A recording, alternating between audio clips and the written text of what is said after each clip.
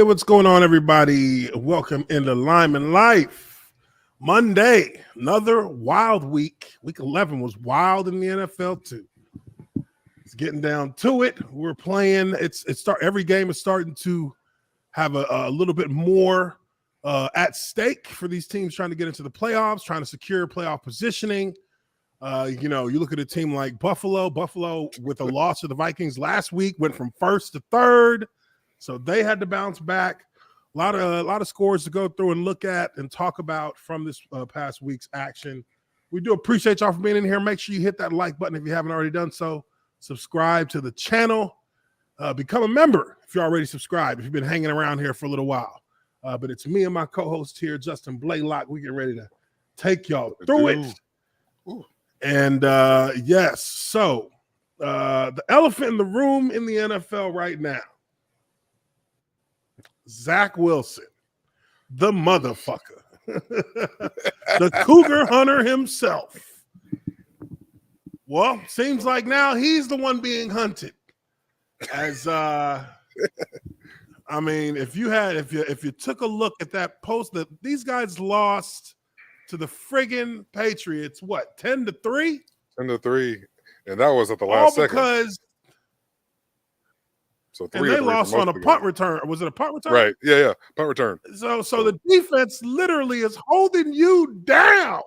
A real barn burner here.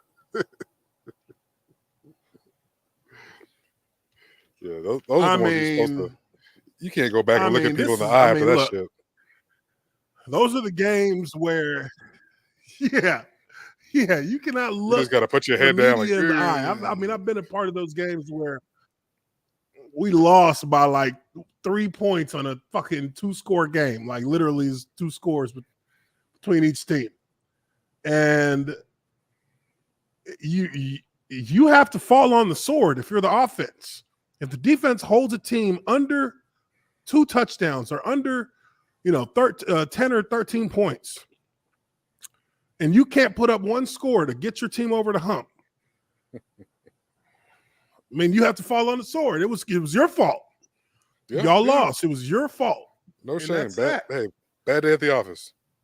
Bad day at the office. People can live with that if you just, own up to it, because really it's not one single person's fault all the way around, though. In this situation, it's as close as it can get to one person's fault all the way around. So let's take a look here at some of the things that have been going on with the Jets.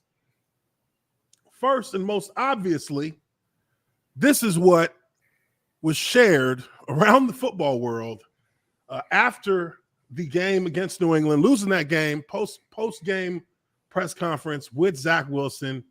And you only need about 10 seconds to sum this whole thing up. Let's hear from the man himself. As an offense, though, when you guys are only able to score 3 points, the defense only lets up 3 points. Do you feel like you let the defense down at all?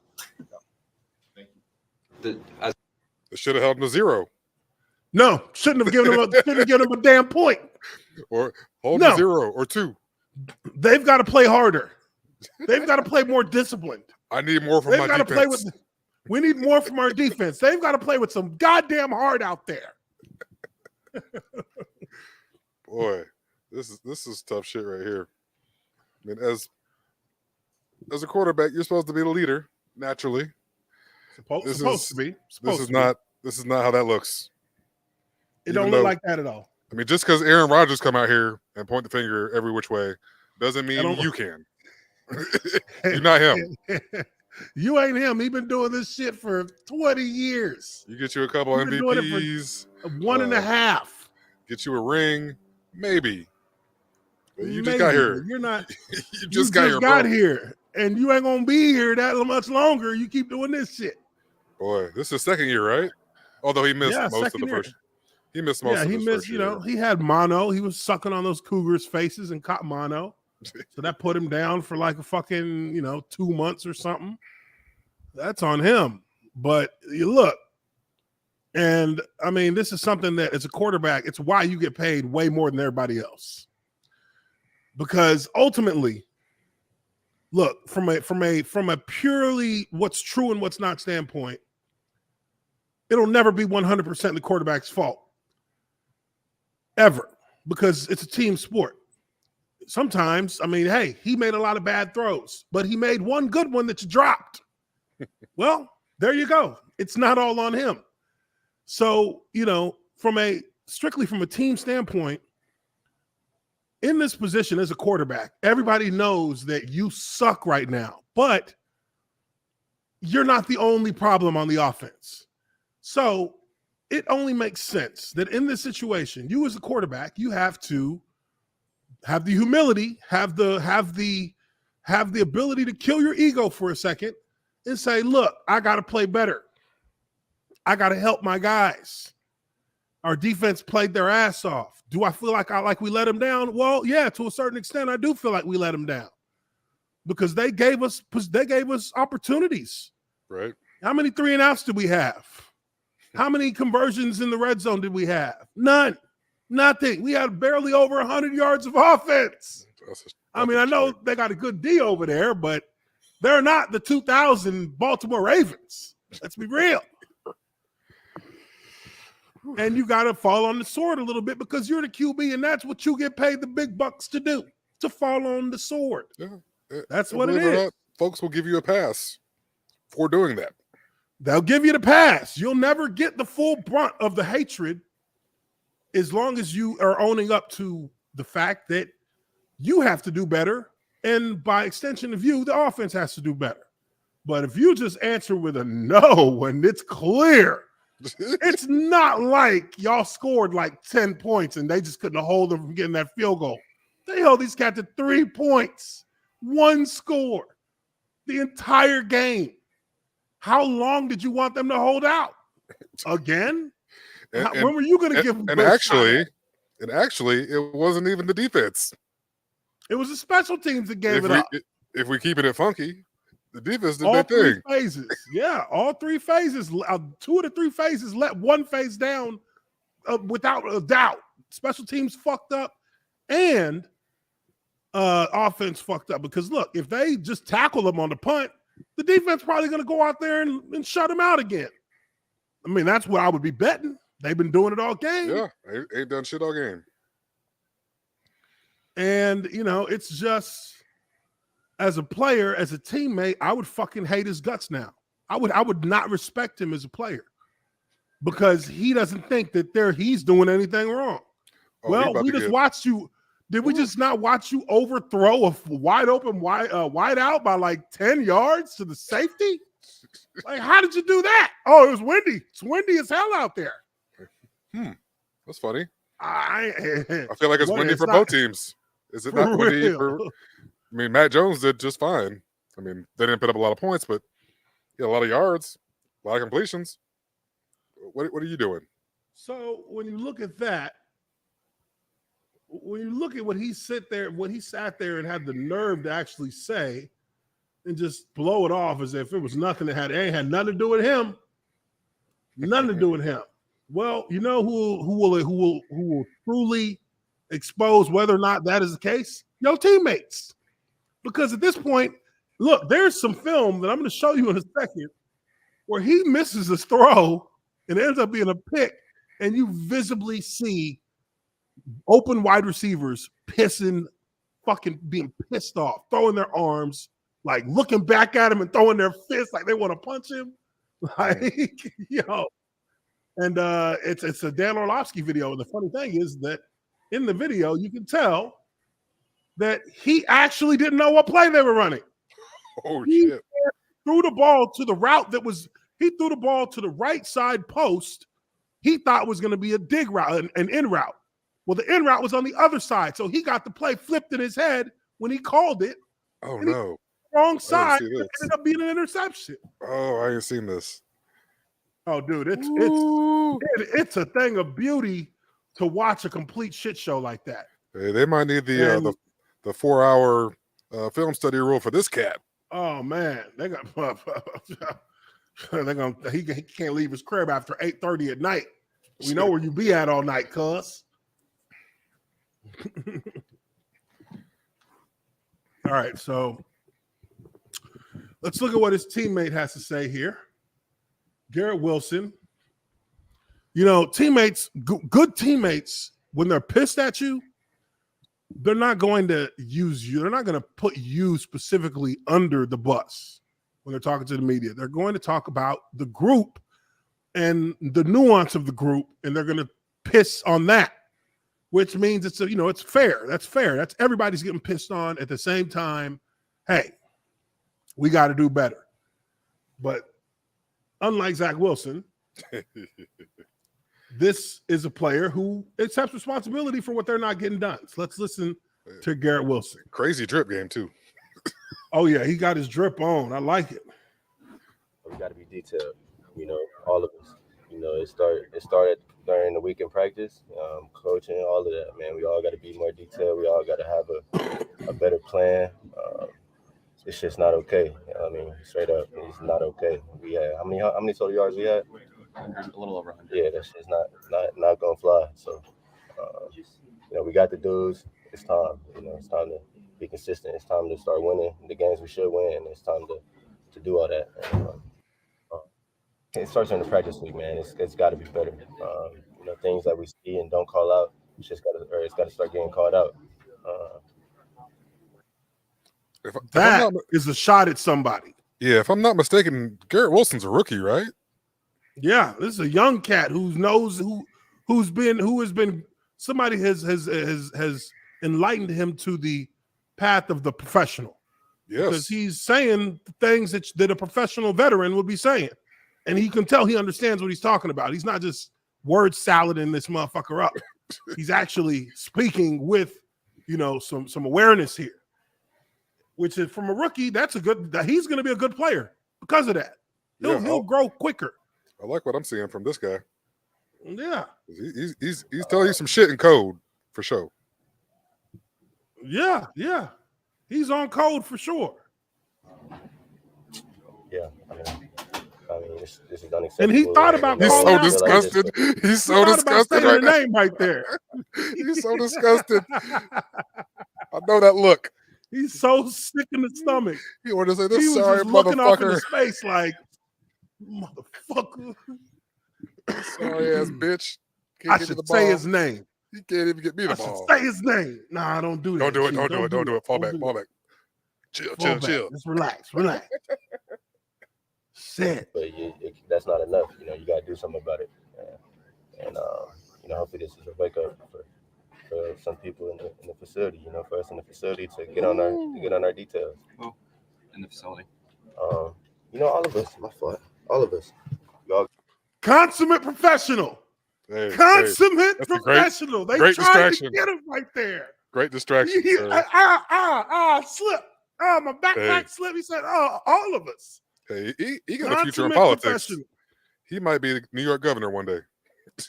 I mean, look at how smooth he plays this. Look, this reporter came now. He came with it.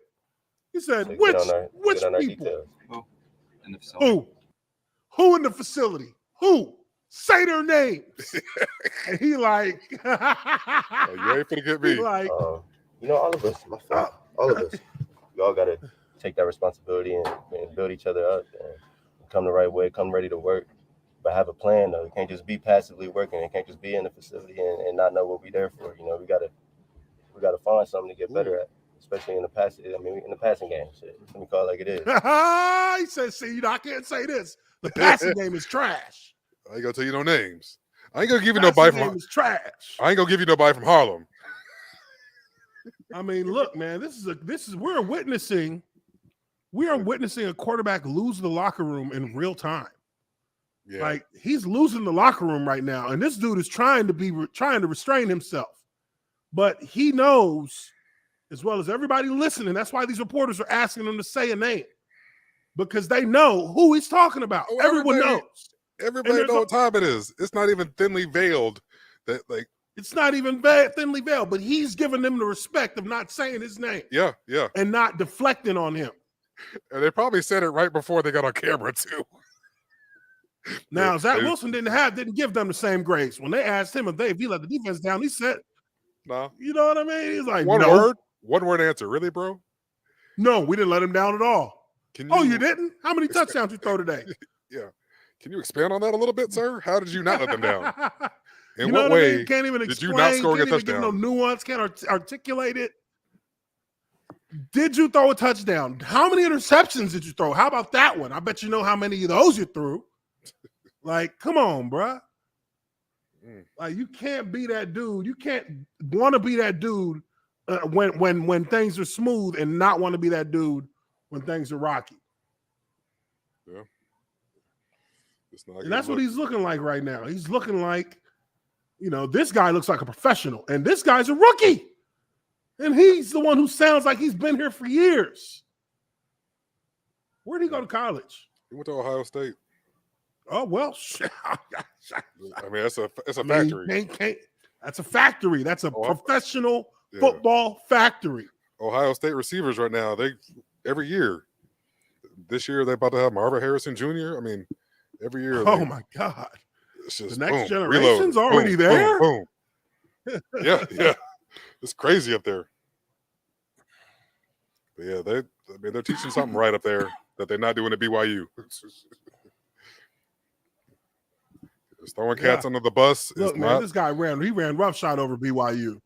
Yeah, you know what I mean. He's been taught that, and this is an analogy for society. Here you have one guy who has been trained to be a consummate professional because you have to prove yourself to this league from the moment you walk in that door.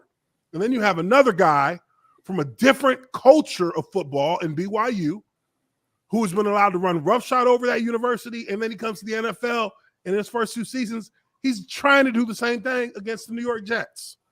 And now it seems like they're hitting a wall with him. They're like, we ain't playing that shit no more. One has been pampered, and one has been actually bred to be here. He's been bred to be here. The other one has been pampered and gifted his way into this league. That's it. To me, that's what it is. Is there any better way to explain it? Did he show any true quarterbacking ability, like in college, that made you that just jumped off the screen to you? Did anybody really get blown away by him, other than the fact that he could run fast? No. Who did they play against at BYU? No one. And when they played against someone, they got their asses kicked, and he did nothing.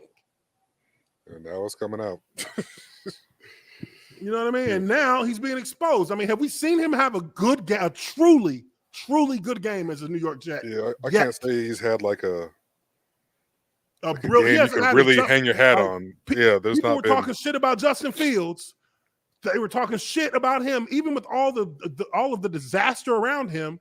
They made it seem as if it was his fault. But you know what? You can look at 3 weeks in a row, 4 weeks in a row now of Justin Fields looking like the future of the NFL. I see. Yes, exactly. Decision making, excitement factor, playmaking ability, confidence, leadership. You've seen it. And that's with a less talented roster. He's still young, and that's with the worst roster, with a middling defense and a slightly better offensive line that's really taken 7 different groups of starters this season to find a combination that works. Could you imagine if Justin Fields had Breece Hall, Michael Carter, and now James Robinson? Like, come on, dog. Just hounds back there running the ball. Hounds. So you're seeing the difference between a player who has some sort of centering given to them in way of their perspective as being a leader, and those who haven't. And now, you have other teammates who are now aware of it, who see it, and they're like, nah, we can't really ride with this cat like that, because he don't think that he's doing anything wrong. And that's a problem. But let's get through the rest of this, because we got another press conference we want to look at right after this. We got to get better in the passing game if we want to be where we want to be at, and we know we can be there. So that's the most frustrating part. We ain't got to be in these games like this. I mean, they ain't even scoring offense, and we lost the game. So, me personally, I mean, shit, we got to. Me personally, I just feel like we got to. Got him all cussing and shit. He perplexed like a motherfucker. Now that's the rookie in him. He like, I don't know how to fix this shit. We gotta do better. Shit. I mean, you know what I mean? Like, I don't know. I mean, I don't know. I mean, this, you know, this shit, you know. I mean, I was open. You know, I don't know what else.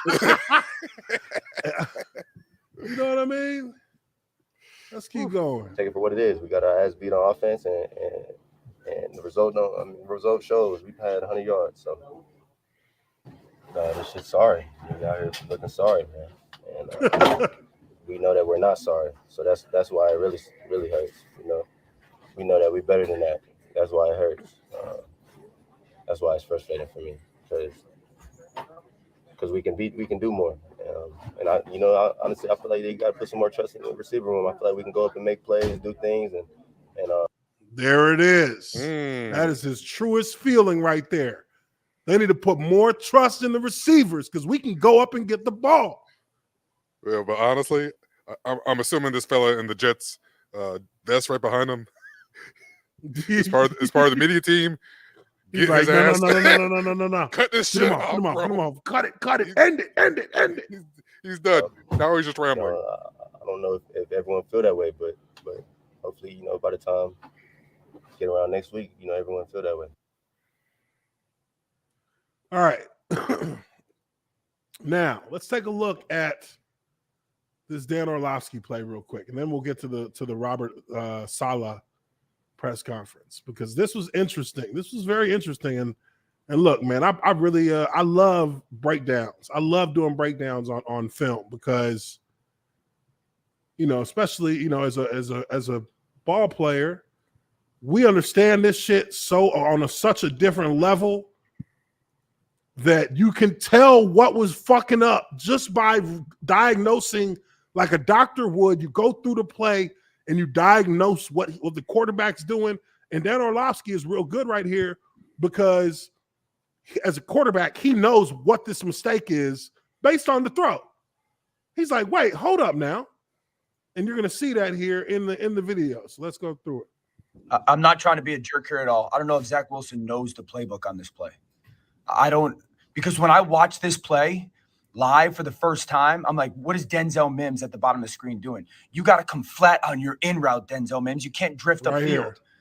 Look where the ball's going on that's rhythm. Like, why are you drifting upfield? That's and I'm like, whoa. I don't think he's got an in route, Dan. I think he does have a big post because look at all the other routes. I mean, you have a check wheel route by the tight end. Here comes Garrett Wilson on this little crosser, shallow crosser crossing over. And then here's an in route by Elijah Moore. You would very rarely, if ever, run they can't both have ends into each other. This is a 3-level concept, right? You know, where you have the post. Yeah, everything he's saying here makes sense because he's looking at this and he knows what the play is. Okay, this is a wheel route here. You got an in route here.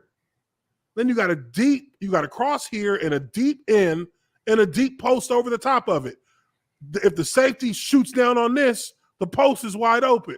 If the safety plays over the top of this, the end should be wide open, or the end should have the best shot because this looks like single high safety coverage. So it might be cover 3. You got playing deep right here, playing deep right here, playing deep right here. And then you got your guys sitting in the middle here, sitting in the flats here. Flats, middle, flats, deep. That's 3 over the top. Yeah, they got like cover a levels concept in the middle of the field here. Yeah. This should be so you're running easy stuff. This should be a winner, like an easy winner, because he has to respect this over the top first. So once he makes this, gears down and cuts inside, he's going to have to open his hips up. That might take him a second, and that'll give him a step or two. Yeah, because he's facing the sideline. Yeah, he's facing the sideline. He's facing the opposite sideline. He's got to do a complete 180 and then drive on the ball. This should be easy completion right here. I mean, this should be easy money. Yeah. There's a huge throwing window too, because the linebacker on the second level is running the opposite way, so that's going to open the window even further. Cover 3 is dead in the middle of the field. Wow. That's where it can get hurt the most. It's right over here. You can't get shit out here with cover 3. You can't get shit out here. He's playing flat hooks. He's playing the middle of the field. He's playing deep. Only thing you can hit is right here in the middle. And that's exactly what they went for. You get this crossing route to pull this middle linebacker, nickel backer out of there, and you got an opening right here for the in route. That is literally good manipulation of a coverage. Yeah, Wheel shallow and in on the backside. Zach's throwing this ball at the bottom of the screen like Mims has got the 1, 2, 3 eyes away, hitch and throw. You would never throw a big post on rhythm like that. You would throw an in on rhythm like that. Well, what he's saying there is on rhythm means it's a timing thing. A post, you gotta wait for a clearing. So you gotta wait for this guy to either get 2 over the top and he gets underneath him on the post, or he gets over the top because he sits and squats and is flat-footed right here, and he just goes over the top of him, and then you got a deep shot here. You don't set and then throw on a post. You set, you might pump fake right here and then go over to the post. You might pump fake up here and then go over to the post, but you're not going to just do your 5-step drop and then just throw it on a post. That's like he's lucky this dude ain't just cut under it. Or just pick it off, because that's what can happen against the post if you don't throw it right. It gets undercut. But a good DB knows this concept. You can see, and he's like, "There's no way he's throwing it to this guy. He's open. He's a guy you can throw the ball to right here on the hash. Right. He's going to reach out and grab it. He's got the backer beat. Yeah, even the fucking safeties in disbelief. Though, you throw this, he's going to just be like, "Oh shit, appreciate it," and just start running back that way. They're like, I know he didn't just throw this shit. He's like, wait, what's he finna do? Why is he throwing that? But never a big post. And where does the ball hit? At his feet, at his back foot. And look at the body language after it from Garrett. And I get it, the frustration. The one there just talking about Garrett Wilson right here. Right here.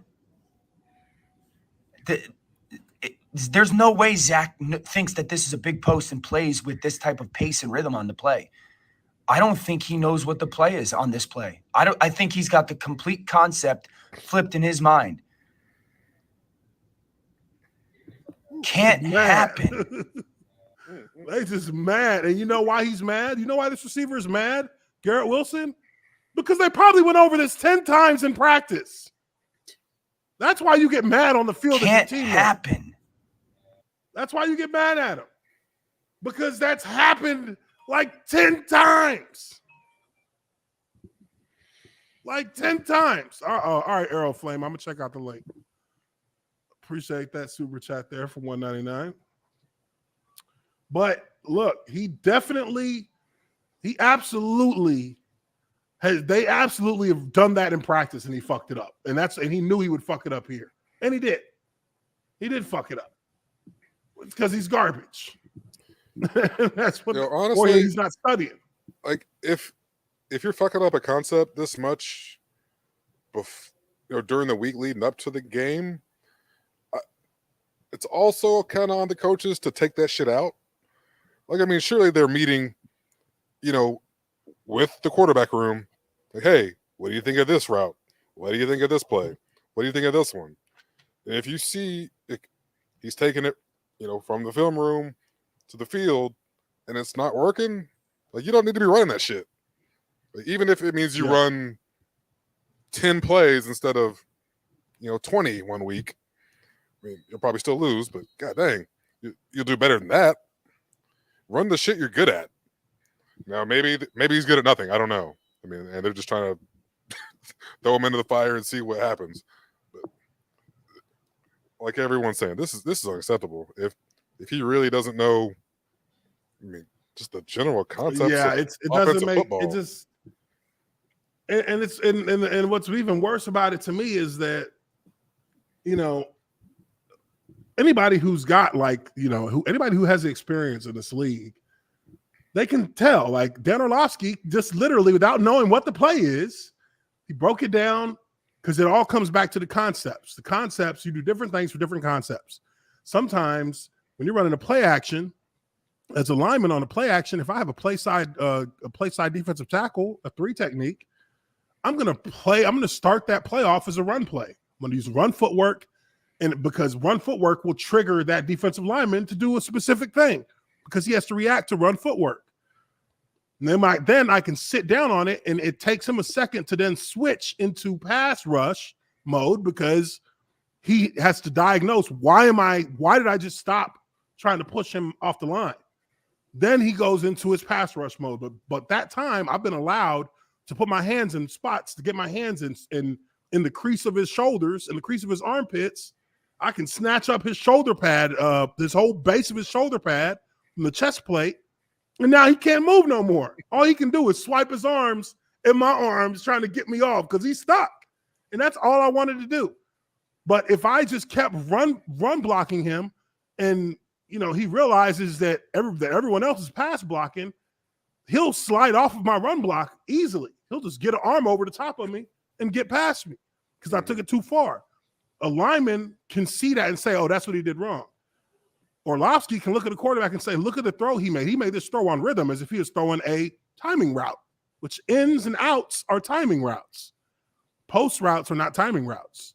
So he's able to diagnose that pretty good. I thought that was really good by him. But let's keep moving here into now. And now there's two videos that I wanted to look at, but I think I'll just look at one. One is I think you know what? I think we'll look at both because Stephen A. Smith, he has some funny takes sometimes, and I like.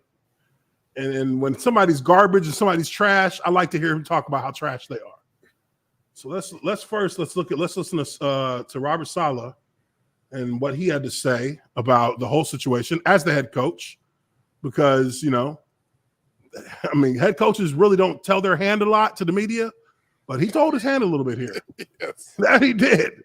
He told his hand a little bit here. Let's listen in.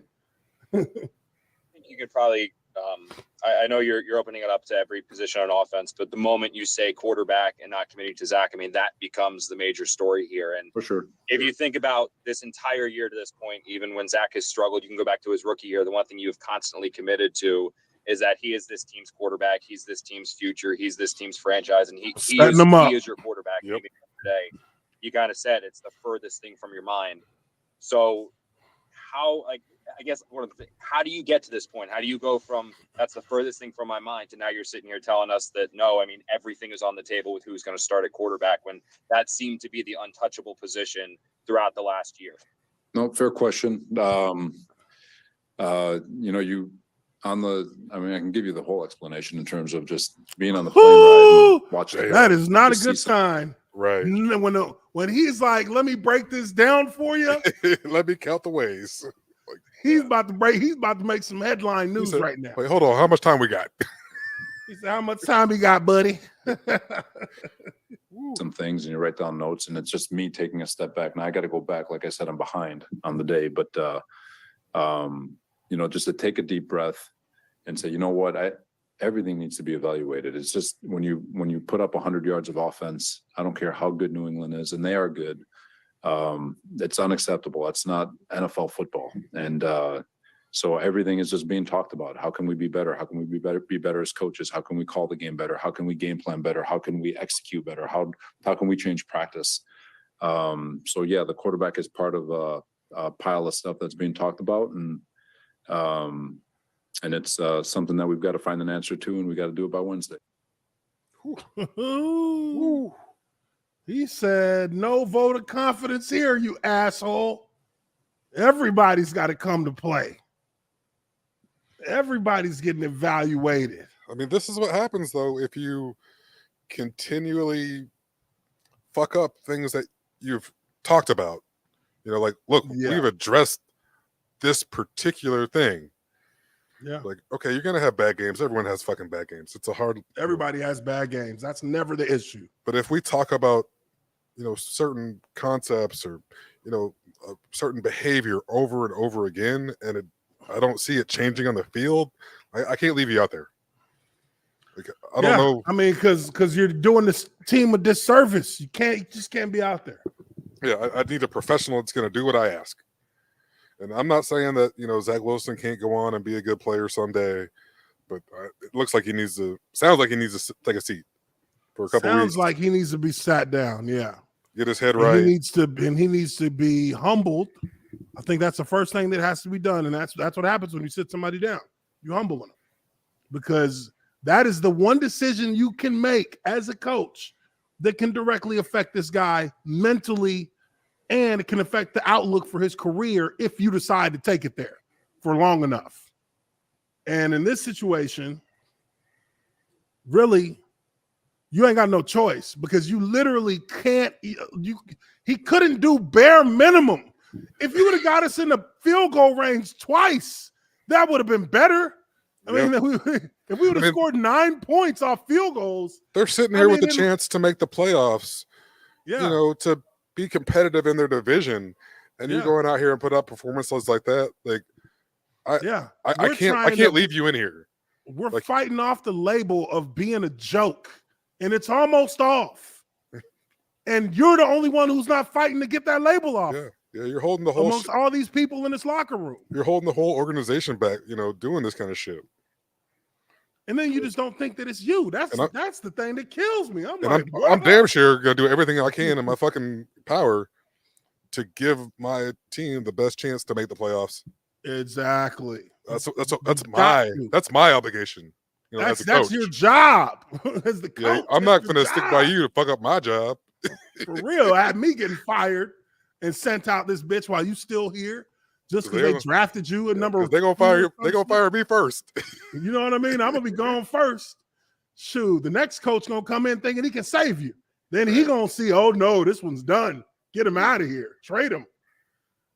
And that's crazy because these are the things that you are supposed to be. These are kind of okay. So there's a code in football. There is a code, and it's not that different from like, you know. It's not that different from like man law and shit like that. There's a code. And the code, when you're dealing with players in the locker room, you have to be 100% real with yourself because everyone knows what the problem really is. But it's the code that keeps us from saying it out loud because that is a disruption to the chemistry of this team to do so. And you only do that when you have no other option. When it's literally like it's a quarterback, yo. Because that is a demonstrative statement that will not be taken lightly by anybody because there's going to have people talking. People are going to be talking about that. But it is known that when we all know what the issue is, you being the person who is the issue at its heart, you have to fall on the sword. You have to take that L to the public. You have to put it on you because you are the catalyst for why we look like shit. And, you know, you can't say it's the receivers not catching it because you ain't throwing it right. And even if it's not you, you can't throw anybody else under the bus. You can't throw them under the bus because you're getting serviced and treated differently than them. Therefore, whenever there's adversity and there needs to be someone to shoulder some of the pressure, because again, everybody knows who it is. If it's a wideout, the media is going to go at the wideout. It's your job as a quarterback to protect him. Say, no, it's me. I'm the one. I need to get on the same page with him. You know, boom, boom, boom. But I'm the one who has to help right the ship. It's not, you know, everybody has issues on this team that they got to take care of. But, you know, these issues on offense, they start with me. So I got to get in here earlier for the players, for my teammates, yada, yada, yada. That's the code. And it's the code of nobility. And guess what? When they're asked, they're going to say the same thing. Yeah. That guy's going to be like, oh, Zach said it's all on him. Like, no. I got to do better. I got to come back to the ball or whatever the case may be. So they're both going to, everyone's going to follow the sword for each other. That's the way that this thing works. You take the brunt off. You take the brunt of pressure off your teammate, and they'll do the same for you. You never let them get plucked out by the crows. Crows are going to be trying to get meat off of them. Mm-hmm. You can't let them do that. You have to protect them, and he didn't do that at all. And that's why now the ripple effect from him not doing that, from a public standpoint, that ripple effect is that everybody is now. Oh, it's about to be a lonely locker room for Zach Wilson. They're passive aggressively shitting on him. It's going to be a lonely locker room for that man. And he's not going to have a lot of friends in that locker room. Whew. And you're going to have motherfuckers not responding to your comments walking into the huddle or walking out of the huddle. Well, it's going to be quiet in the huddle because that's, people don't play that bullshit. Like that's part of the loyalty that's demanded because we all been through too much for it not to be, for it not to be one person willing to sacrifice for the other. And you're the quarterback, dude. You get away with more than everybody. Yep. And you get paid more than everybody. Yep. The buck stops there. Yeah. All right. Well, let's get into our scores. And oddly enough, first game up is exactly that game. Damn. Which we have talked at length already, but you see here that these guys, and I'm just going to go through some stats here real quick. And I forgot about that Stephen A. Smith. I'm going to put that on because I bet that's just funny. Let me just get through some of these stats. Okay, so these are the stats from the game. And this is where, as a player, I'm just like, well, that explains it. Zach Wilson, 9 for 22, 77 yards, 3.5 yards a play, sacked 4 times, QBR 24.5, quarterback rating, passer rating 50.8. So, like, you didn't do shit. And you hadn't been doing shit, but y'all been winning. So it hadn't been something that needed to be talked about. But on the side, if you look in the past 3 games that the Jets have been playing in, you'll see the statistics there saying that this cat hadn't done shit to help them really at all. He hasn't really been a help. But winning cures all. So you didn't hear that much about it. Yeah. Now the other shoe has dropped. And now you're hearing nothing but the vultures at his carcass. And they're trying to get their piece. But here, let's look at this. Let's look real quick. Stephen A. Smith. Love to hear him talk shit. Let's hear it. Let's hear it, Stephen A.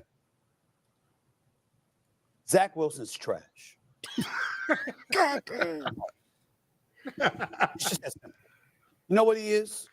He's a boy playing a man's game because he mentally showed that yesterday.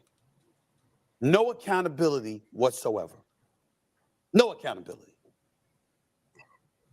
You're playing professional football. I want to put this in perspective. You're playing professional football. Life, your well-being is on the line. These are grown men you're playing with family and against, with families, mortgages, okay? You got that stuff. You go out there as a professional quarterback and y'all accumulate minus 21 passing yards in the second half. Minus 21. Well, I could do that. Minus. Let's go backwards, y'all. Let's go backwards. Do you understand that as a quarterback, he said I could do that. Literally have the ball snapped to you and go down, and you could have more yards than Zach Wilson and them did with that offense in the second half yesterday afternoon. A grand total of 2 yards in the second half. Minus 21 passing yards. Dog. They ask you a question. You sit up there and say, no. You didn't let the defense down, which means that the only reason you answered that question is because you couldn't look yourself in the face and accept accountability. Men do that. Boys run from accountability. I'm going to say that again. Men accept accountability. Boys run from them. That's what Zach Wilson, that's why I said that. And I'm not talking about him as a man, literally. I'm talking about as a professional football player that didn't accept accountability for what position he put his team in yesterday.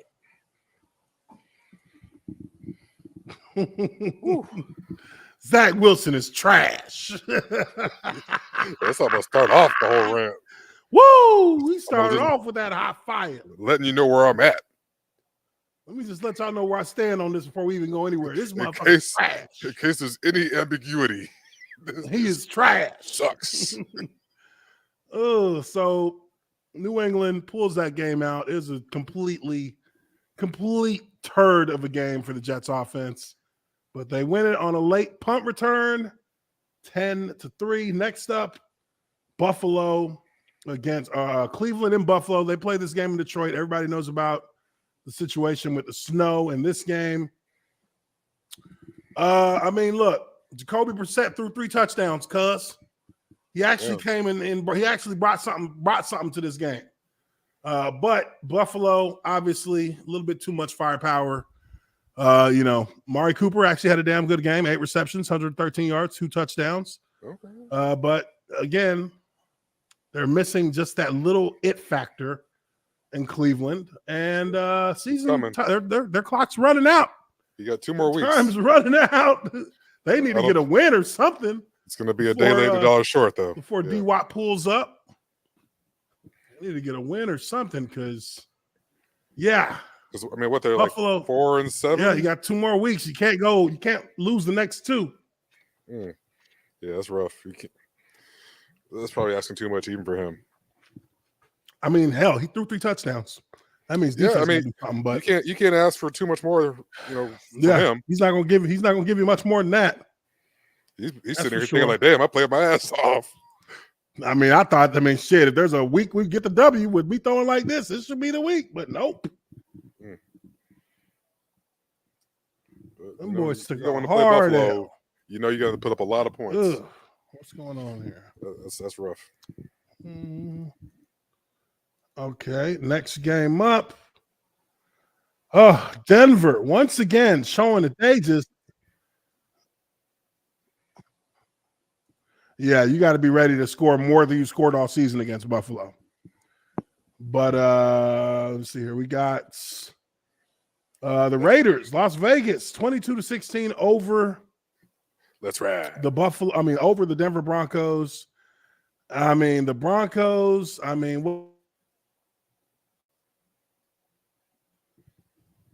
Looks like we're experiencing some technical difficulties, folks. I'm sure Uche will be right back.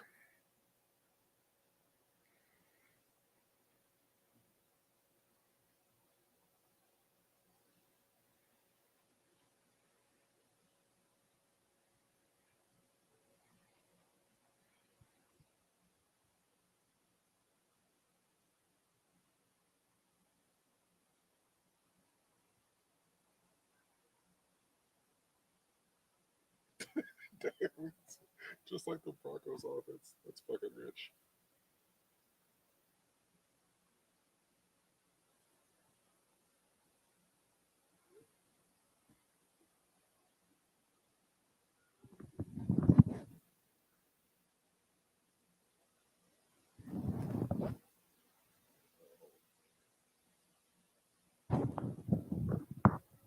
Oh, we're back.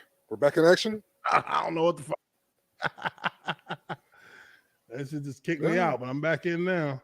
Sometimes the shit don't want to do what it do. All right, let's see here. I'm trying to. Okay, there we go. Now it's back. Everything looks like it's back working. All right. What were we just talking about here? We're just talking about the Broncos. Raiders. Yes, Broncos, Raiders. Broncos 3-7. Raiders 3-7. Derek Carr actually, they had a pretty good game. The Broncos, I think, were up 10-0 at one point. And in a Uno reverse, the Raiders, who were the notorious team for giving up big leads, they actually flip it, come back and beat the Broncos in overtime with that late pass from Derek Carr to Devontae Adams. Devontae Adams has been balling, man. I mean, 7 receptions, 141, 2 touchdowns. Ooh. Hell, Josh Jacobs, 24 carries, 109. I mean, God, this team. And this is what we thought they could do.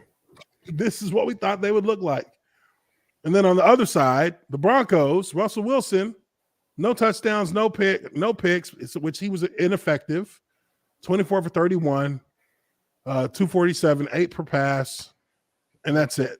He was pretty much ineffective. Melvin Gordon killed this team again with another fumble. And I like Melvin Gordon, man, but he don't got much. He doesn't have. Either he's losing confidence or he's in himself to be able to perform, or he's just not. It feels like he's never been great. He's never been great at protecting the ball. I think that's been one of his knocks, which means you need to work on your palm strength. You need to work on your hand strength, your wrist stability, because you are getting, guys are going to punch at the ball at you because they know you fumble. And that's what he did. And it cost him. Now people are asking for him to be fucking cut. Oh, no, he got cut. He got cut. What? He got cut? He was waived today. Yeah. Ah! Yeah. They got him. Oh, you can't be mad at nobody but yourself, my guy. Right. And it's unfortunate. You got to walk around like Omar Epps in the program. High and tight all day. High and tight. Just go home and have your lady try to punch the ball out. When he's sleeping or something. I don't know what you gotta do. You gotta do something. They cut him, huh? Yeah. That was it, dude. He has like 5 fumbles on the season. Yeah, that's like I get it done. That's like, remember when Tiki Barber used to do that? Or no, Rondé Barber? Yeah. No, that was Tiki. It was Tiki. Yeah, Tiki. That cat had a bad fumbling problem in New York. But they were like, look, bro, this is your career on the line here. We're sorry, you keep dropping that shit. We're going to draft a running back next year. Yeah, that is the quickest way. The quickest way as a running back to find your ass on the bench. Yeah, especially if you're doing it in goal line situations. Oh, man. Goal line situation fumbles, never good. Never good. Those are the worst. Those are the ones that make them want to cut you. Straight up. Straight up. Yeah, at least if you fumble out in the open field, it's just like, maybe we that one you can at least defend against it. Yeah, but you going into score like we was counting on them 7, dog. We needed that shit. Yeah, you can't do that shit. That might be a career ender right there too. Because who wants a fumbler? Nobody wants a fumbler. I mean, he ain't no spring chicken either. And he ain't no spring chicken. I mean, you a liability. A running back, anyways. The ball. Yeah. Every time you touch the ball, you a liability. But Denver just keeps circling the drain. They'll be gone soon enough. Next up, Bengals. Bengals pull it out against Pittsburgh. I don't think anybody expected Pittsburgh to pull this one out, but they made it a game. Joe Burrow, 4 touchdown passes. Najee Harris, 2 touchdown runs. There was some action there. There was some, look, the Steelers are 3-7, but these motherfuckers ain't good. They ain't just going out like suckers. I tell you that much. Shit, even Kenny Pickett threw 1 touchdown. So I mean, they competed. Better than Zach Wilson. They competed, which is about as much as you can ask for, I guess. Yeah, looks like about as much as you can ask for. Mike Tomlin finally gonna get that losing season. Yeah, it looks like he's gonna get that losing season this year. It's not much he can do about that, huh? Woo. But we'll see. Might be some late season match. Nah, they're done. Kansas City with a huge comeback win against the Chargers. The Chargers effectively just continue to prove that they are not on the same level as Kansas City in any way, shape, or form. But I mean, they're a team that's completely injured out. So, well, I thought both their they got some guys back. They got Allen came back. Mike Williams Allen came back. They both came back. But I think the defense is still a little banged up. Yeah. Yeah, no, it's definitely. I mean, guys, there are guys who've been banged up. Okay, yeah, no problem. Yes. Okay, thank you. You good? Yeah, all good.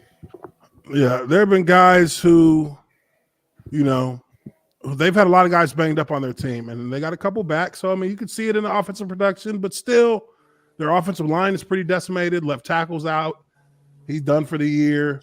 That's right. So they're still the wheels are still really wobbly. They take the L to Kansas City.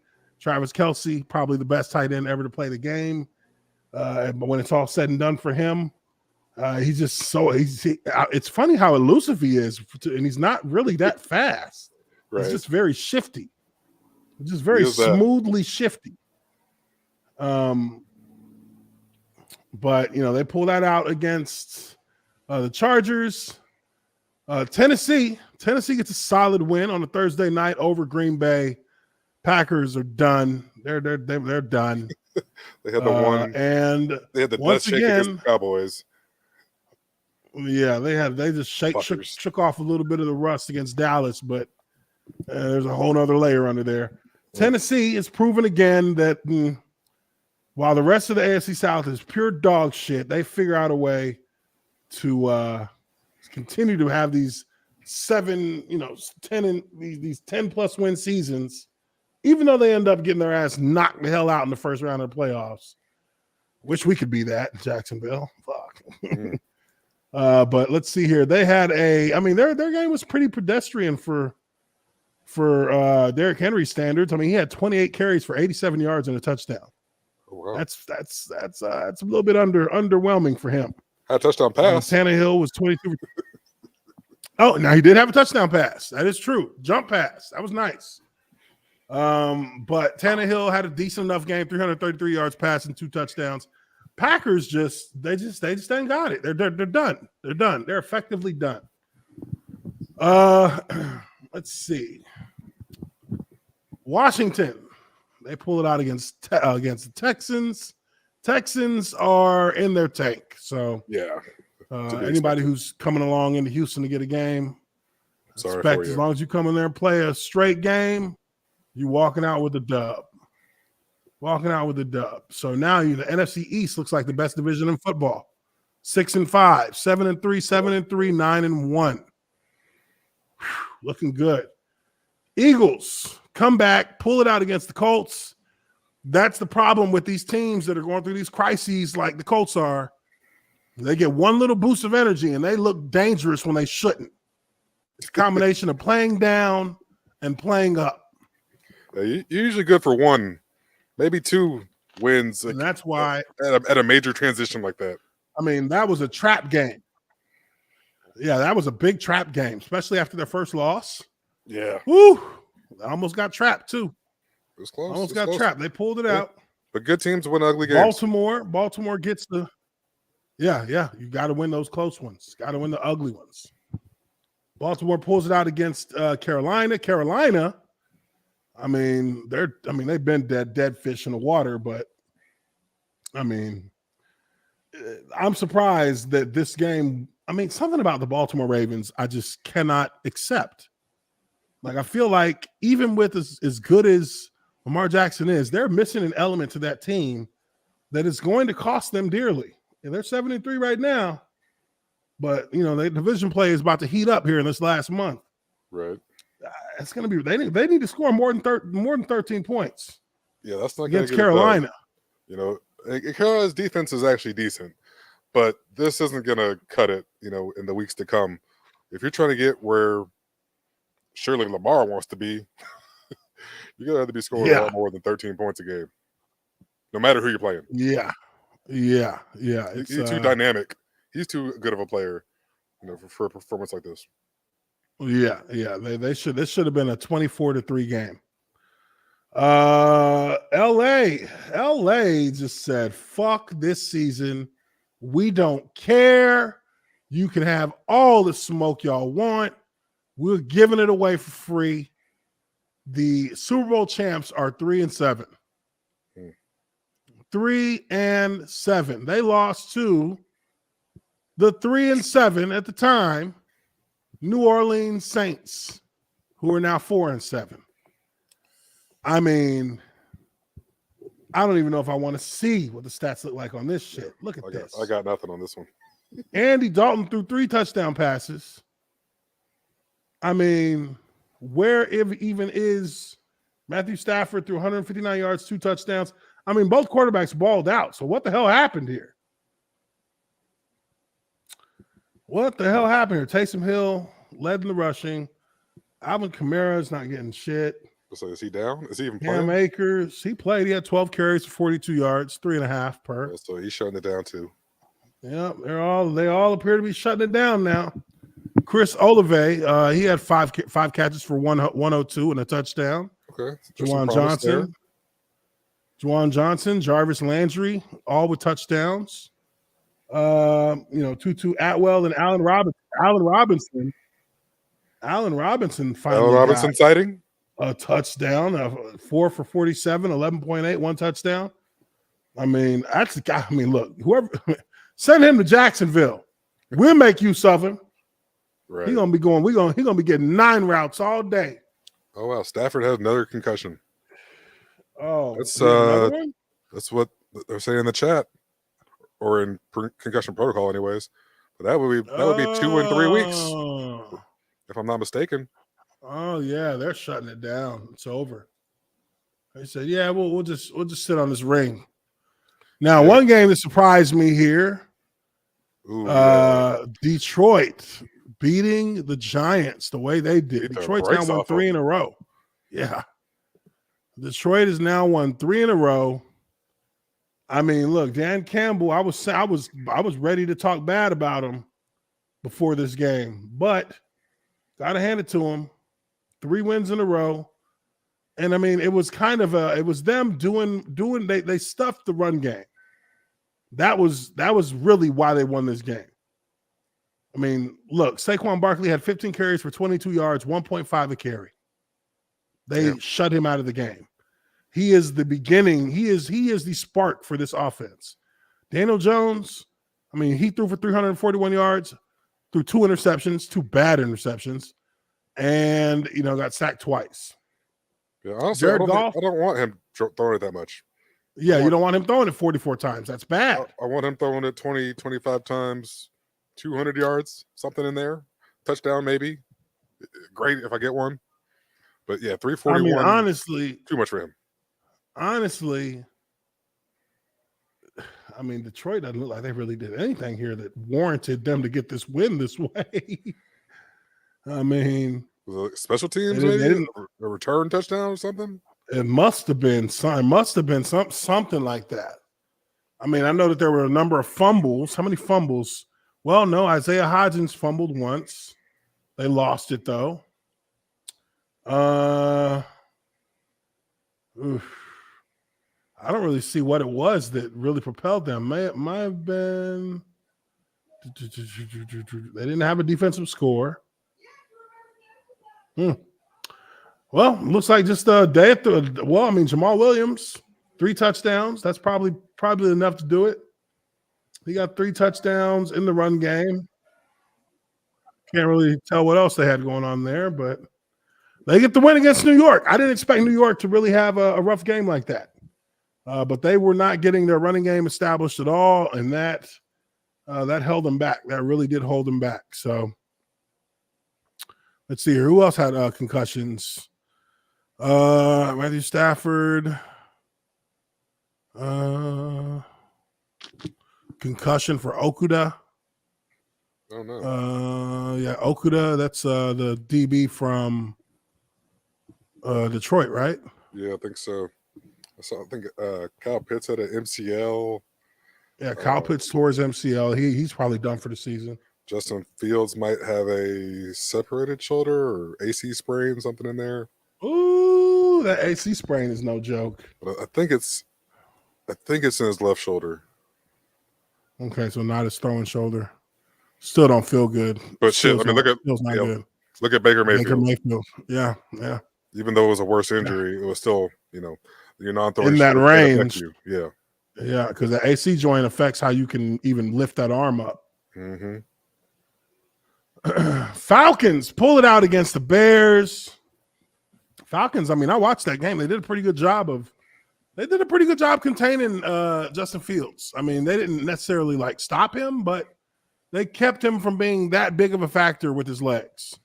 He was still a fact. It was still a factor, but it just wasn't the game breaker that normally you would see. I mean, he had 85 yards, 85 yards rushing, I mean, nothing to sneeze one at. touchdown.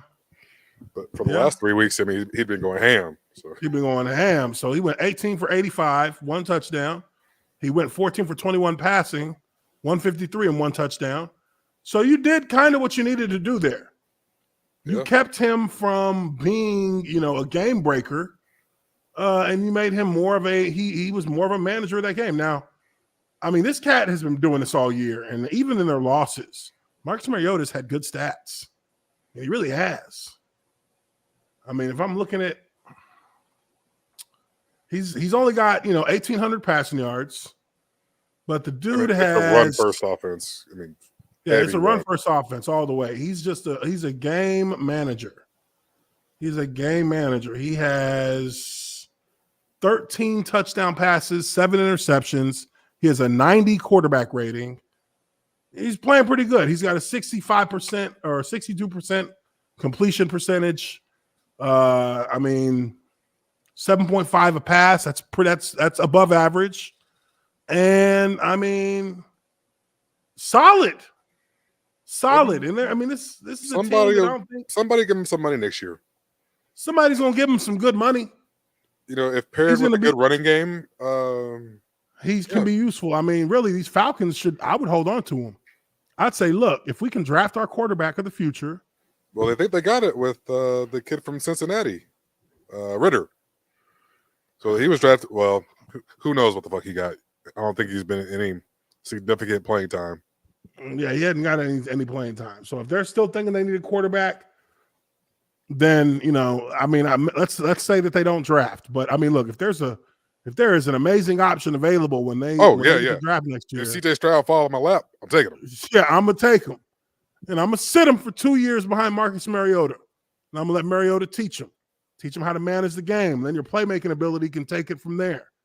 But you got to manage it first because this dude has been playing strong this whole season. He's played fairly strongly, like as far as his decision making. So, this is big for Atlanta. It gives them a boost that they need. They're one game out of being in the lead in their division. They're going to have to play these Bucs again. They need to get that win next time they're playing. But this is good for them to get that win. Dallas smokes Minnesota. And I can't even begin to tell you how shocked I was at this. I mean, I figured it could have been a 50-50 game, but these cats smoked the Vikings. And they were in Minnesota. Motherfuckers were at home, B. How you get smoked at home like this, B? I mean, let's take a look at the stats. Let's get a little deeper in here. I just want to bask in this one. Yeah, you should. I mean, the way they pulled this shit out. Come on now. We were supposed to be dead after last week. Yeah, y'all were supposed to be dead. But I mean, shoot, Dak Prescott 22 for 25. 3 incompletions. 276 yards, 11 yards per pass, 2 touchdowns. Quarterback passer rating of 139, QBR 93. I mean, hell, Cooper Rush even got some PT. Yeah, I'll take that one any day of the week. Matter of fact, I think CBS, if they cut over to the Bengals game, if I'm not mistaken, it was so out of hand. Oh yeah, they cut out of that game with the middle at the end of the third. They cut away. They said, "Yeah, we're gonna go into this. We're gonna go into this Pittsburgh Cincinnati game because the other game is done. These guys are getting fucking smoked." Kirk Cousins, 12 for 23, 105, no touchdowns, no picks. He didn't kill him, but shit, he got sacked 7 times. That's shit. Hey, you start trying to sling that thing around against us, that can happen very easily. That can get ugly real quick. You go sit back and drop back too, and not really. Look, man, I've been watching Micah Parsons. I've been watching the O-lineman that play against him. The dude is good. I'm not gonna front, but these O-linemen he's playing against, they're not using no technique. They're not using the techniques that good O-lines are taught to use to nullify passers that are like him. Like guys like him, you cannot let them be. You can't let them get versatile on you. And what does that mean? How do you stop him from being versatile? You have to get your hands on him. Yeah. He can't get his hands on you.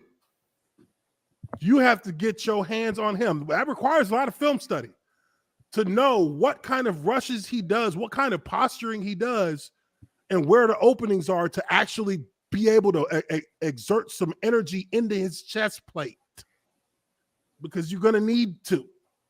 You're going to need to get a hold of his chest plate to stop him. And that is not going to be easy.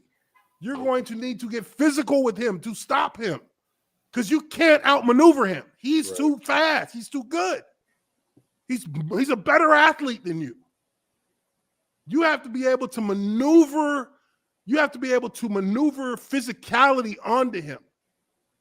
And because guys of his size do not enjoy physicality from offensive linemen on their level. I don't care how good they are. None of them at the outside DN spot like that.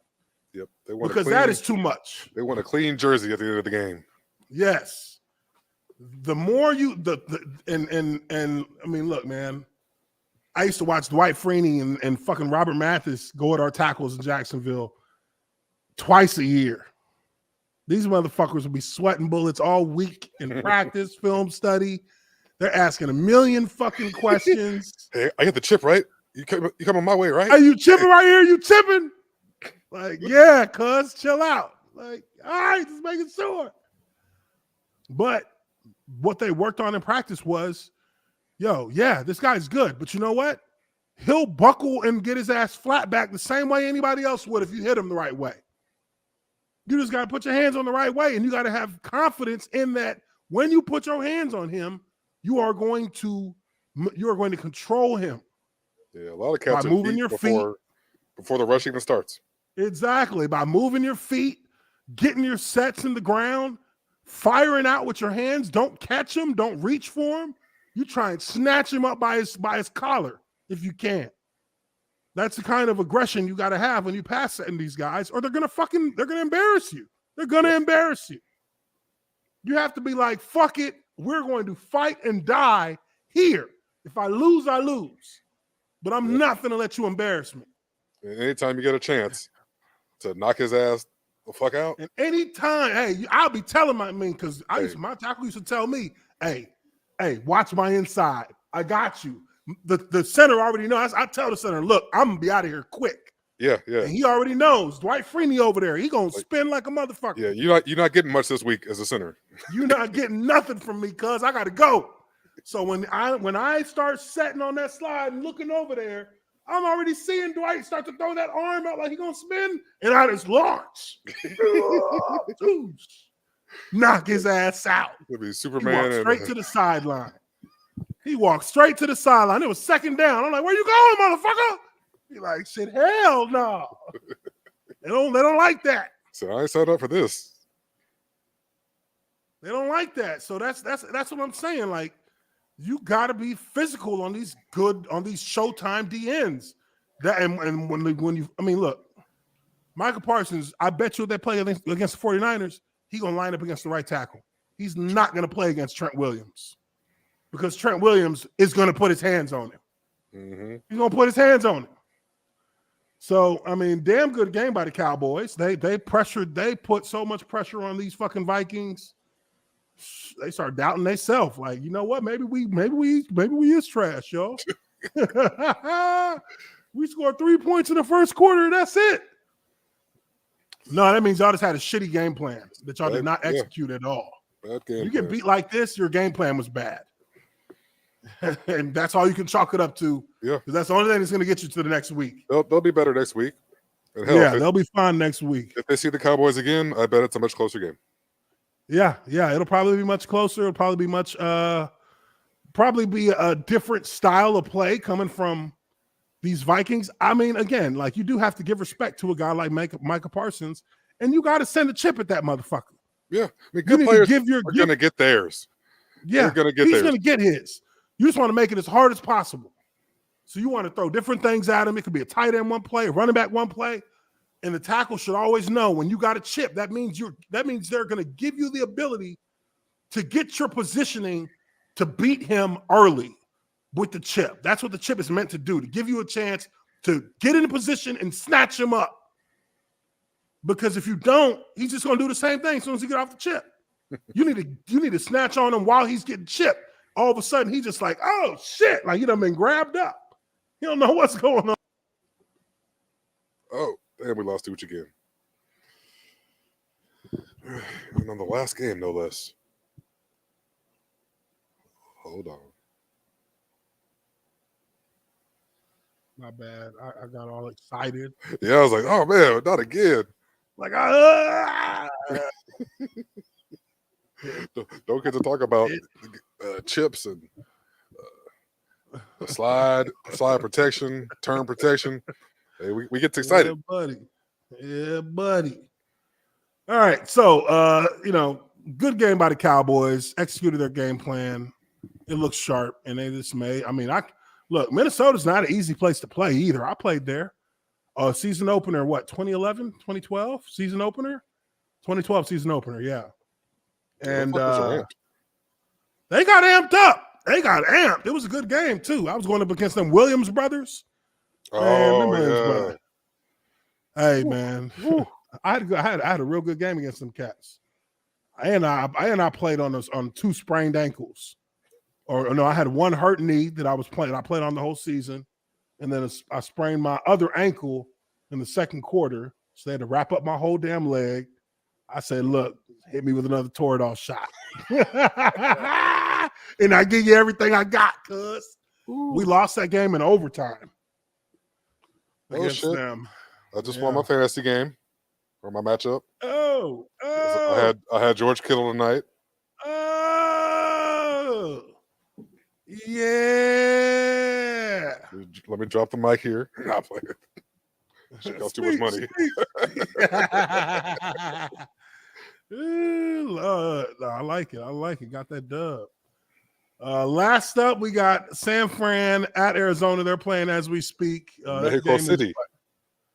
They're playing in Mexico. In Mexico. Estadio Azteca. 14-10. Niners up 14-10. It's the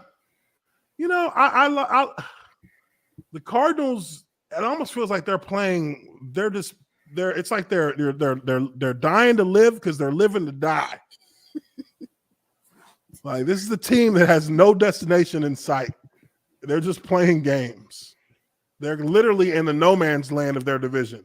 Too far out to be a threat, but not quite the worst to get good draft positioning. They're going to end up in a shitty spot. Yeah, I don't know what they can even do from here. I mean, like you said, they're too high to tank, really. Too high to tank, but not close enough to be relevant. It's not like they're gonna get a quarterback.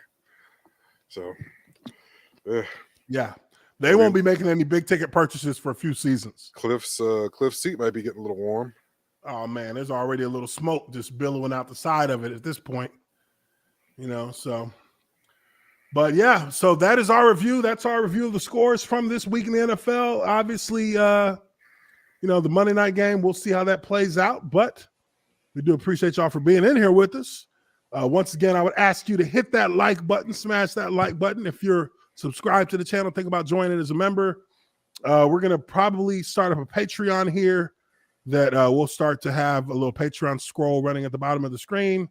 People who want to contribute to the channel. You can do so by becoming a Patreon member, because what we're going to start doing is we're going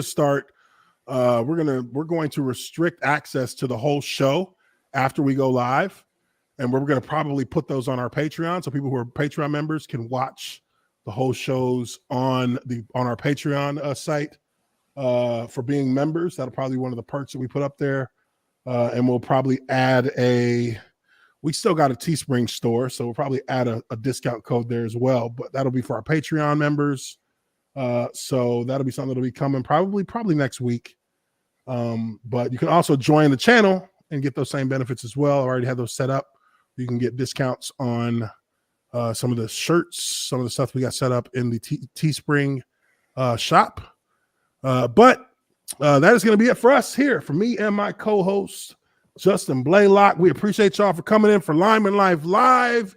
We will see y'all on Wednesday with your Nate and Tree and 5 Points vids. So until then, hope y'all have a wonderful night. We will catch y'all. Deuces. Peace.